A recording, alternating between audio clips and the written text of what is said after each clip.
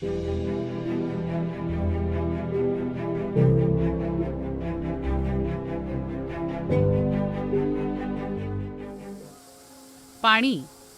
पाणी म्हणजे जीवन. पाणी म्हणजे संजीवन. पण सतत वाढणारं तापमान, पाण्याचा बेसुमार वापर आणि पाण्याची होणारी बर्बादी यामुळे दिवसेंदिवस सगळीकडे पाण्याचं दुर्भिक्ष होत चाललंय. ग्रामीण भागात तर ही परिस्थिती अधिकच भयावह होत चालली आहे. गावातील वाढत्या लोकसंख्येमुळे पाण्याची मागणी वाढली. पर्यायानं सर्वत्र पाण्याचे नवे स्रोत निर्माण झाले खरे, पण या प्रत्येक नव्या स्रोतांमुळे जमिनीतील पाण्याची पातळी दिवसेंदिवस अधिक खोल जाऊ लागली. त्यामुळे साहजिकच या पाण्याच्या स्रोतांचं शोषण व्हायला लागलं. विहिरी बोर 200 फुटांवरून 300 ते 350 फुटांपर्यंत खोल केले तरी पाणी थोडंच. या परिस्थितीवर उपाय तरी काय? याच विवंचनेत सारे असताना नागपूर जिल्हा परिषदेनं यावर एक नामी शक्कल लढवली आणि ग्रामीण भागातली पाण्याची समस्या बऱ्याच अंशी सोडवण्यासाठी प्रयत्न सुरू केला. प्रत्येक गावागावात लोकांच्या मागणीनुसार जिल्हा परिषदेनं वेळोवेळी हातपंप म्हणजेच बोरवेल उपलब्ध करून दिल्या. पण आजही अनेक गावांमध्ये याची मागणी कमी होत नव्हती. याची कारण मीमांसा करताना जिल्हा परिषदेच्या यांत्रिकी विभागाला असं लक्षात आलं की गेली अनेक वर्ष या विंधन विहिरी अर्थात हातपंप खोदून दिल्यानंतर अनेक वर्ष यात सतत गाळ, माती, झाडांची मुळं आदी गोष्टींमुळे कालांतरानं अनेक हातपंपांची पाणी पातळी कमी होऊन त्यांचा वापर पर्यायानं बंद झाला. वापर बंद झाल्यानं त्यात बसवलेली यंत्रसामुग्रीही नादुरुस्त होऊ लागली. त्यामुळे अनेक हातपंप नादुरुस्त, कुठे बंद पडलेले आहेत. यांना जर पुनर्जीवित केलं तर नवीन हातपंप उभारण्याची गरजच राहणार नाही आणि गावाचा पाण्याचा प्रश्नही सुटेल.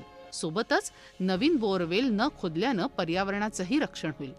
यानुसार जिल्हा परिषदेच्या यांत्रिकी विभागानं या अनेक गावातील नादुरुस्त किंवा बंद झालेल्या बोरवेलचा अभ्यास करून एका अनोख्या योजनेची सुरुवात केली, विंधन विहीर पुनर्जीवन योजना.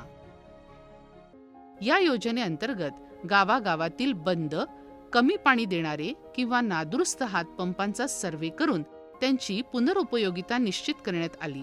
त्यानुसार जे हातपंप थोड्या दुरुस्तीनं जास्त लोकसंख्येच्या उपयोगी येऊ शकतात अशा गावातील हातपंपांच्या दुरुस्तीसाठी पुढाकार घेण्यात आला.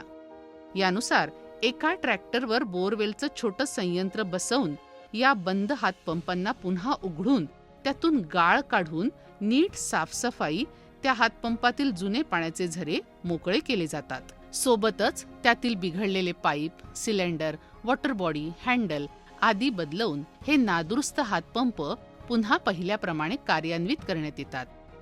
अशा प्रकारे आजवर जिल्हा परिषदेच्या यांत्रिकी विभागानं 2020 मध्ये तब्बल 500च्या वर असे नादुरुस्त हातपंप पुन्हा कार्यान्वित केले, तर 2021 मध्ये आजवर 250च्या वर हातपंप कार्यान्वित केले आहेत. सोबतच जिल्हा परिषदेकडे वारंवार होणारी नव्या हातपंपांची मागणी अर्ध्यापेक्षा कमी झाली.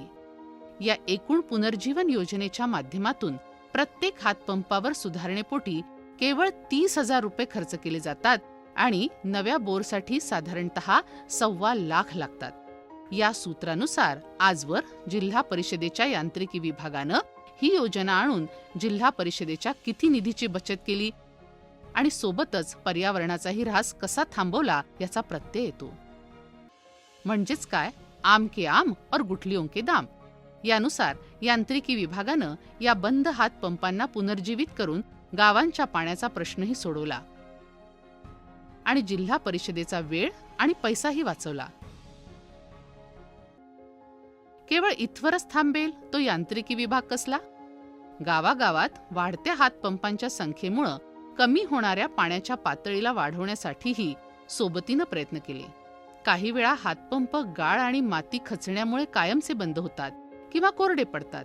अशा हातपंपाच्या खळग्यांना पुनर्भरणासाठी वापरता येऊ शकतं याचा विचार करून विभागानं कळमेश्वर तालुक्यातील घोराड ग्रामपंचायत इमारतीसमोरील कोरड्या हातपंपाचा उपयोगानं गावाच्या पाणीपातळीत वाढ केली. यांत्रिकी विभागानं ग्रामपंचायतीला रेन वॉटर हार्वेस्टिंग अर्थात पावसाच्या पाण्याचा पुनर्भरणासाठी वापर करण्यासाठी ग्रामपंचायत इमारतीच्या छताची दुरुस्ती करून त्यातून येणाऱ्या पाण्याचा ओघ पाईपनं या कोरड्या हातपंपाच्या खड्ड्यात केला. याचा आदर्श घेत गावातील विहिरींमध्ये, घरांमध्येही हाच मार्ग अवलंबण्यात आला, ज्यामुळे आज संपूर्ण गावात पाण्याची कमतरता नाही. या प्रयोगाच्या यशस्वीतेनंतर यांत्रिकी विभागानं हा प्रयोग अनेक ठिकाणी राबवला. एका छोट्याशा प्रयत्नातून गावाच्या पिण्याच्या पाण्याची समस्या कायमची सोडवत अनेक गावांना टंचाईमुक्त करण्यात मोठा वाटा उचलणाऱ्या या योजनेचं सारेच कौतुक करत आहेत. समस्येतून संधी शोधत नव्हत्याचं होतं करण्यात जिल्हा परिषद नेहमीच यशस्वी होत आली आहे.